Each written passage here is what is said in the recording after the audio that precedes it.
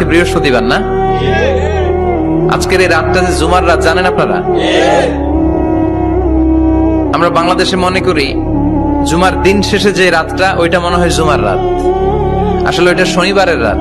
বিশ্বনবী বলতেন, জুমার দিন শ্রেষ্ঠ দিন, এই দিন আমার উপরে বেশি বেশি দুরূদ পড়ো। ফাইন্না সালাতাকুম মা'রুদাতুন আলাইয়া, কেননা তোমরা যে আমার উপরে দুরূদ পড়ো, আমি মরে যাওয়ার পরে এই দুরূদগুলো কে পাঠিয়েছে তার নাম, তার বাবার নাম সহ ফেরেশতারা আমার কবরে দিয়ে আসে। সাহাবারা বললেন, ইয়া রাসূলুল্লাহ কাইফা সালাতুনা মা'রুদাতুন আলাইক, আপনি মরে যাওয়ার পরে আমাদের দুরূদ কেমন করে আপনি দেখবেন? ওয়াকাদ আরিমতা, আপনি তো পচে গলে মাটির সাথে মিশে যাবেন। বিশ্বনবী বলেন, ইন্নাল্লাহা হাররামা আলাল আরদি আন তাকুলা আজসাদাল আম্বিয়া, নবীদের লাশকে খেয়ে ফেলা, নবীদের লাশকে পচিয়ে ফেলা জমিনের সব মাটির জন্য আল্লাহ হারাম করে দিয়েছে।